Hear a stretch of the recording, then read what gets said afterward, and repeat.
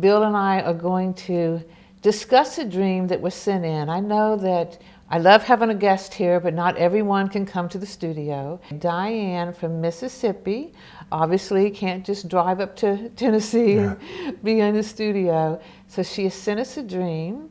But I'm going to read this to you, and as you listen to it, try to think of it as if this is you telling me this, and think of it as real life. It's about a house that she's in. So when you hear this, try to put yourself in this house, because I think it will help.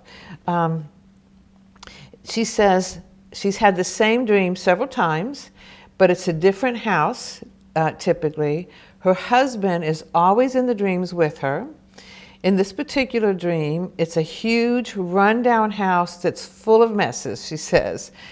And she's always trying to find a place, and the word she uses is secure, to take a shower. But there's always a lot of people in the house, and there's no locks on the doors. Also, she can't keep up with her husband. She feels like he doesn't want her around him. She says, I never want to buy the houses because there's so much work to be done in them. And then she says, everyone just comes by without me knowing they're coming, and it's just tiring to me when they stay forever.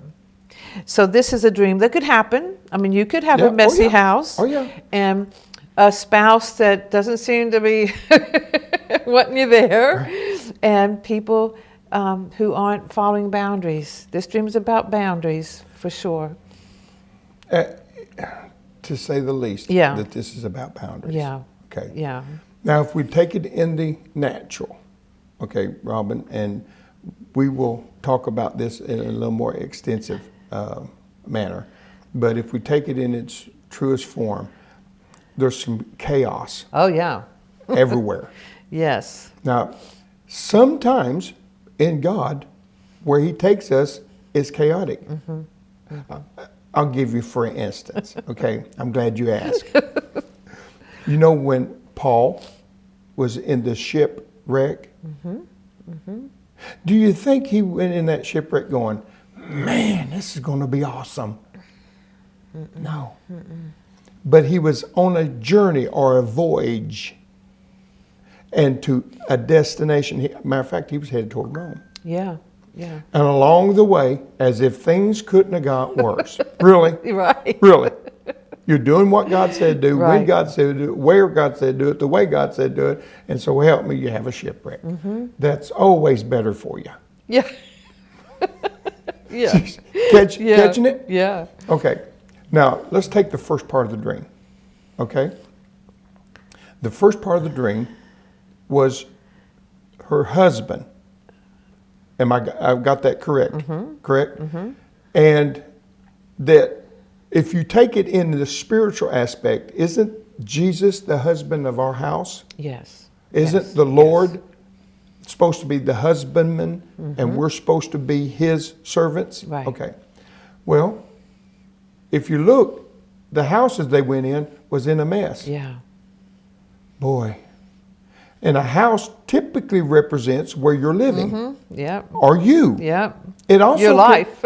Or it can also represent a church. Mm-hmm. Oh, yeah. Yep. Mm-hmm. No, where there's a lot of people coming and going all mm-hmm. the time. Mm-hmm. See how that can unfold that way? Mm-hmm. That's just one of the little things. Well, it can be your lifestyle. Uh-huh. It can be your life. Any way you look at it in this dream, it is out of control. Mm-hmm. It's a mess, and there's no boundaries. Right. There's no privacy. Yeah. There's no boundaries. She can't even take a shower. Yeah. And she said secure. So there's a feeling of insecurity there. Yeah. Oh, yeah. She can't take a shower because there's people. There's no locks, which right. means there's no boundaries. No boundaries. Mm-hmm.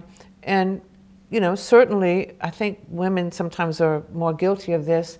We have to learn to say no. We have to learn to put up boundaries. If I put a boundary up and you don't adhere to my boundary, that's on you. But if I don't put a boundary up, I'm opening it up for anybody. Yeah. And so it's her house. She's the one that needs to say, I'm putting a lock on this door. I'm doing this.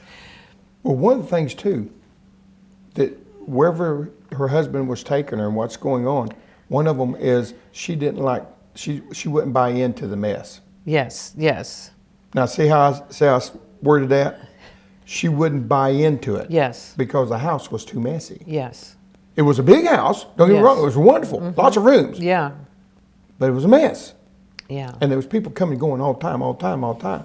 And there was no place in that mess for her privacy. Right. And sometimes we have to steal away. Sometimes we have to go back to your boundaries, Robin. Right. Do you go, I'm sorry. I always like to do that and say loves, hugs, and kisses. I got to go this way. Yeah. Well, Jesus put boundaries up. He sure did. I have to get in the boat and I have to go over here. Yeah. I have to go to the mountain. Yeah. I have some time for myself. Yeah. And we have to learn to do that. Which does what, Robin? It cleanses you.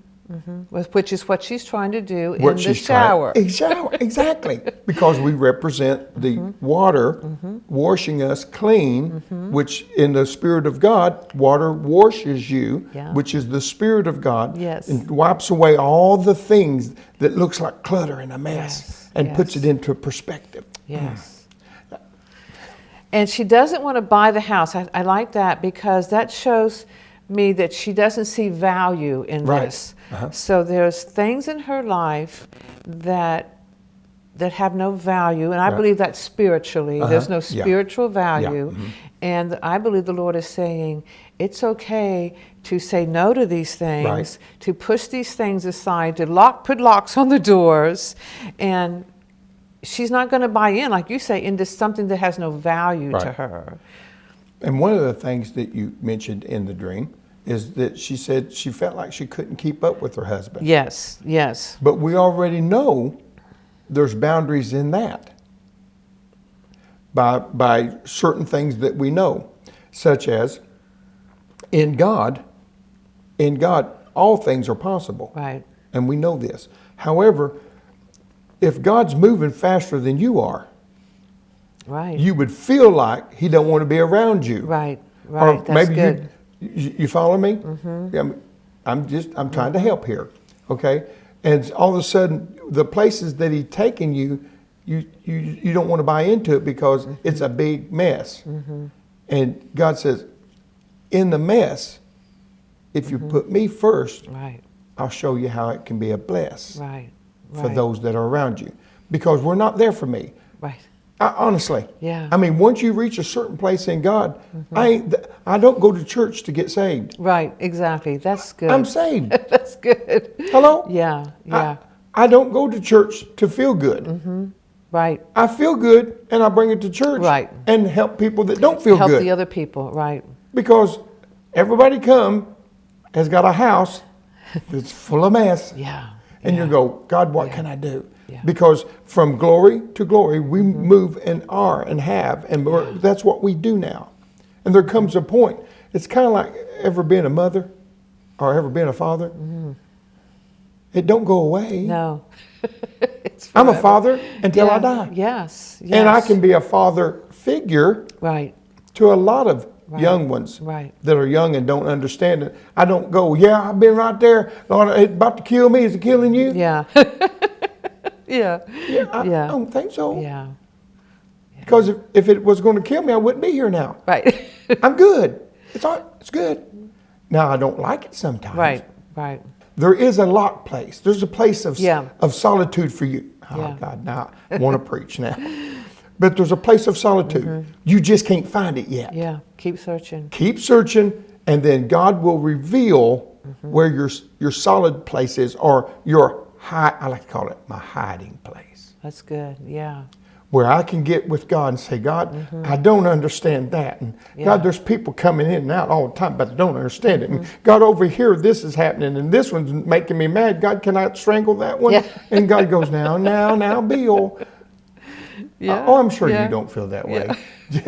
Just me, But then all of a sudden, God will steal you away, and sometimes it's in a closet. Sometimes it's in a car driving. Yes. Sometimes it's out on my front porch. Shut the door. I don't want to talk to nobody. Just let me sit here for a minute.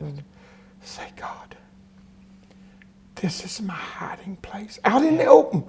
Anybody could see me. Right, right. But it's my I'm still hiding hiding. Yes, yes. And that's what God's fixing to open up to you. He's fixing to show you your hiding place. Don't get discouraged with the comings and goings of people. They do that. That's called distractions. Exactly. And that's sometimes, it's our loved ones, it's our family. Yes, the ones you love the most. The people, because they're in her house, they're not strangers in and out of her No. house. And sometimes the enemy will use them as distractions. And I feel like in her case, that's really what's going on. There's a lot of people that aren't honoring her boundaries, and they're distracting her where she can't even take a shower, which, you know, we mean is being cleansed in time in the Lord. And that's hard, but there's times when you have to say no. You have to get in the boat like Jesus did and go to the middle of the lake to pray, or go up to the mountain alone to pray. And that's what's happening. I also see this as the enemy will keep us so busy. Right. And we're doing good stuff. We're doing God stuff. Oh, yeah. But we're just too busy. Too busy. And that's a distraction. And it looked good. Yeah. It's kind of what I tell everybody. I've been talking to them here lately, Robin. Going around the mountain in the wilderness for 40 years, they sure did look busy. Yeah. Yeah, they did. Yeah, they did. I mean, they were busy people. Yeah. Tearing down tents and putting up tents, them up, a cloud by day and a fire by night. Boy, we're moving with God, aren't we? I know. And went around it for 40 years. Think about that for a second. Yeah. And we get troubled over 40 days. Well, and in ministry, Yeah. you know, I don't know that this lady's in ministry, but in ministry, we can get real busy. Real busy. With other people, and then we forget our family. And maybe that's why her husband is feeling like maybe he wants to be closer to her and feels like she's not wanting to be close to him. Right. Because especially, I think, in ministry or service, if you're a nurse, if you're serving other people, it's police officers, it's easy to serve the public while your family suffers. And you go home and you don't want to say anything, you don't want to do anything. You're so tired, you're exhausted mentally and physically. Yeah. Because you don't know whose fault who that day. Yes. Or who did what. And all of a sudden they come in and you've been at home all day and they've been running and gunning and stopping and getting and doing and might even got into a scuffle a time or two and put somebody in a handcuff and then, honey, how'd your day go? And you want to go, good. And then, in the meantime, your house is a mess. yes, exactly. Your house is a mess because you've got all this. And another way of looking at it is, even if I can get into the shower, it's still up here. Yeah. I've still got all this going on. Yeah. And so your house, this house, is then a mess. And that's one of the hardest things, Robin, I have learned. Turning that off. It won't go off, no matter what. And then this is the thing. And then you start praying, and God, right here, I need you to move, God. And boy, that one needs gone, God. Yeah. I'm telling you right now. And God goes, let this mind be in you, which was also in Christ Jesus. And you go, okay. And that's what you do. She sent me this dream, and she's already received her personal interpretation. So what Bill and I are saying is, some of it is for her, but some of it is for you. But what I said to her, and I say to you, is make the time, to carve out the time to be cleansed, to allow the Holy Spirit to cleanse you. Make the time for the person in that house, your husband, your children, your wife. Say no to the distractions. There's a lot going on in this dream that affects all of us. On a daily, hourly. Yes. I think this week for me it's every 15 to 20 minutes. I told my sister at one time, one of my sisters, I have a bunch of them, so I'm not going to say her name. They have take my word for it. She has some siblings. I have a few of them. And I said to her, she's always talking about how busy she is. Yeah. And I said, you're never too busy to do what the Lord has for you. And I mean, I'm the same way. I can't get anything done, but if I do what the Lord has put on my calendar, I have time to do what the Lord has put on my calendar. God's first. Yes. Not what we do and say, God, get in what we do. Yeah. With God, all things are possible. And we as humans like to say, if I put God with what I'm doing, it's possible. And God said, Yeah. I didn't say none of that Right, stuff. right, You did. right. And you want me to get in it and Right. make it better? That's good.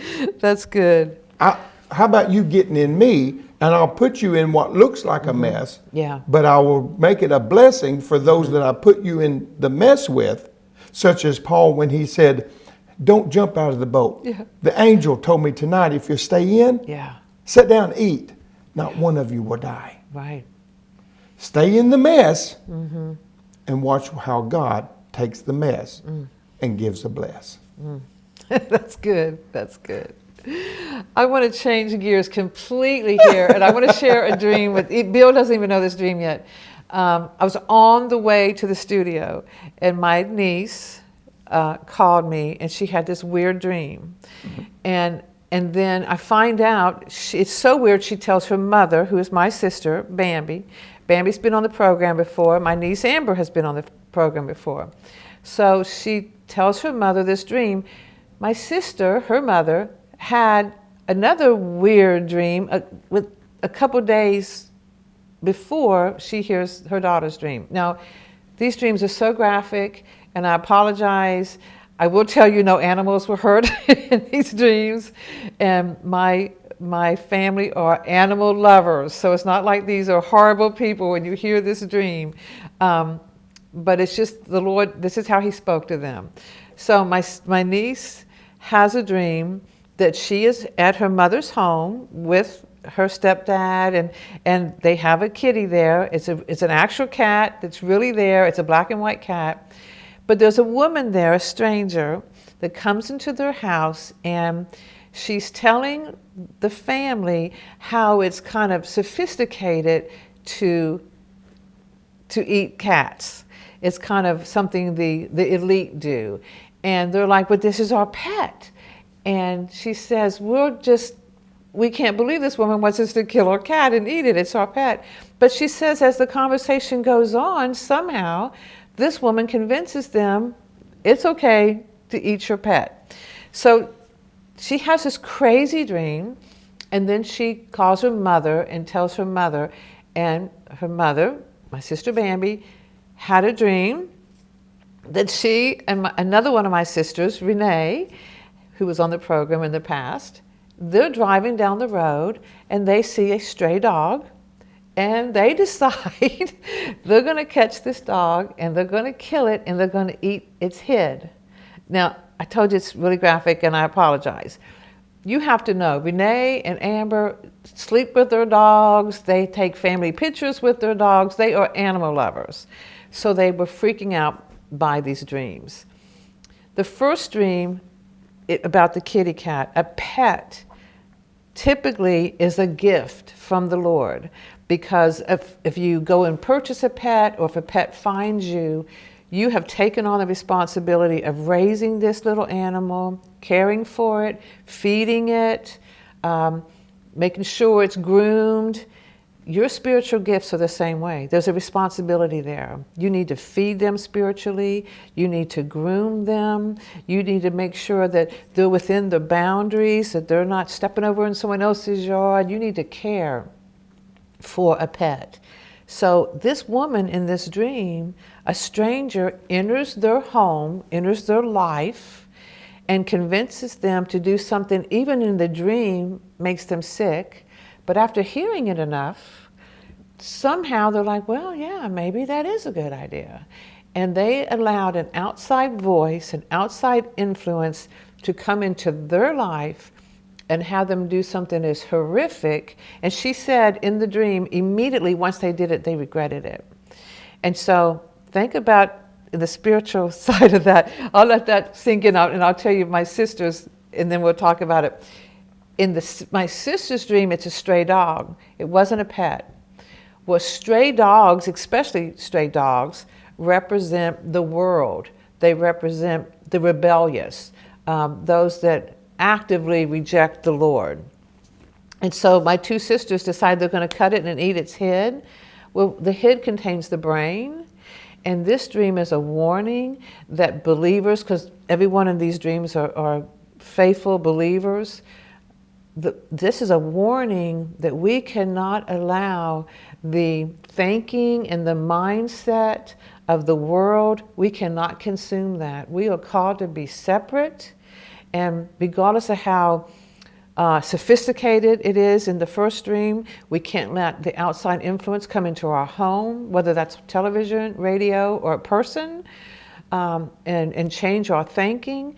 And in the second dream, we have to guard our minds, and we have to be careful that we don't allow the world, with their sweet words and their educated ways of saying things, calling evil good and good evil, we can't allow that to be something that slowly we consume. And these two dreams were given to a mother and daughter within days. So I take that as instruction and warning to my family. But the fact that it was on my way to the studio, I felt like it was something the Lord wanted us to share, talk about, and share with our audience. Well, that's two good dreams. It's graphic. The graphic. The pet is typically something you brought in your house. Right. On your own, by choice. By choice. Yeah. And I had a pet for 14 years, 6 months, and X amount of days. However, we can look at this in the spiritual aspect. It's also something you're petting. Mm-hmm. Mm-hmm. That you've allowed in your home. Yeah. My pet sat in my lap mm-hmm. most of the time, and I pet it. Mm-hmm. So I've entered it into my house and my comfort zone. Mm-hmm. Yeah, that's good. And now I'm petting it. Mm-hmm. And I'm allowing someone else to come in. Yeah. And tell me something that's totally against what I'm petting. Right. Right. And then you go, who was that somebody? Yeah. That questions that I would ask, mm-hmm. especially I've done it even with you, Robin, telling you my dreams, mm-hmm. that I questioned way before I ever told right. you my dream. Right. And you was nailing it on the head, and I'm going, okay, I done seen that. Mm-hmm. Okay, ooh, I didn't see it that way. Right. Oh. And then it all come to fruition. Right. You go, oh, well, now that was God leading me. Mm-hmm. So then all of a sudden, somebody, it's a stranger, it looks like, mm-hmm. in the dream. Mm-hmm. I don't let just anybody in right. my home. Right. Okay? And then they're going to tell me something on something that I'm petting. Now, don't get me wrong, I love my animal too. And you mess with my dog, you mess with me. Right. And it's not going to come out good for you. Right. Right. So it was my baby. Mm-hmm. Mm-hmm. And I said, what do you want Daddy to do for you? Yeah. And people look at me like, but it was my baby. Yeah, sure. Okay, so the animal being a representation or an extension of who you are, mm-hmm. and you brought into your home, so it could be a family member. Right, right. I mean, you could go that route with it. Sure. And someone that you really pamper. Mm-hmm. Mm-hmm. More than a pet. We call him a pet. Uh-huh. Well, pet. She's your pet. Yeah. You know, yeah. You like her more than you like me, mm-hmm. or you love her more. Right. You give her everything. No, honey, I don't give her everything. I give her a lot of things. Yeah. But I give you some too. Yeah. And so there's that. Yeah. Now the mother is a representation of where it was born from, mm-hmm. or where it originated from. Right. Right. Because it was the niece, mm-hmm. then it was the mother, which was a sister. Mm-hmm. So it's in the family. Oh, yeah, it's definitely the family. It's definitely in the family. Yeah. One of the things that distraught me in the graphic aspect of this is they're driving a car. They have the power mm-hmm. to drive by. Yeah, but they versus chase it down. Hello, you might want to stop there. Just try and give you some heads up. Yeah. Yeah. Or drive on, no stopping needed. Right. And it's going to eat its head. Well, now the first thing that come to my mind was not the brain. The brain came to you. Mm-hmm. You know what come to my mind? It's the loudest thing on the dog. Yeah, the bark. The bark. Yeah. Or the bite. Yeah, yeah. Hello? Yeah. And have you ever seen a pack of dogs and you throw a rock in the pack of dogs? Only the one it hits makes the noise. The rest scatter. And And you're going, I That's killed the good. dog with a rock. That's good. Okay. However, it's something you see outside of your power. And you can entertain that thought if you want to. Or you can go, I like to say it like this: Mama didn't raise no fool. Yeah, yeah, We'd be driving on. yeah. And so these are, I think, warnings. I do too. That's my thought. Definitely. That's what I told them. Well, see, and we hadn't talked. No. You give it to me fresh. You heard it fresh when off you the heard press. it, yeah. I'm just telling you. So that being said, I would be very cautious because there's a mother, there's a daughter, and then there's Another car sister and a sister. So it's inside the family Yeah. that it looks like could come in and start creating havoc or problems Right. or concerns. Right. So when I seen when you said they was going to eat his head, I'm thinking, that'd eat anything but his head. I know. Not his head, because that's where the teeth's at. And that's where all the barking's There's going. nothing. And then not only that, that makes you a barker. You're barking orders and you're doing Yeah. it. Bark, bark, bark, bark, bark. And you go, hey, you killed the dog and need his head. Yeah. Hello here. Quit Yeah. barking. Yeah. Yeah. Stop doing. And so quit petting. You have the power to go past it, Right. not stop your power Right. and go chasing it. Yeah. You might not want to do that one. Right. You Well, can- the car's a ministry, and they there you stopped go. the move of God. Uh-oh. Left You the wanna move go of there now. God Okay. to go do this. Yeah. I think it's a warning to not Yeah. allow outside influence come in, and not allow. Don't leave your call. Don't leave that move of God that you know is that Him. you know is Him. Don't Exactly. do something horrendous. And for the love of all that's holy, don't invite them in your home. Yeah. Yeah. Let's see what God's talking about. Yeah.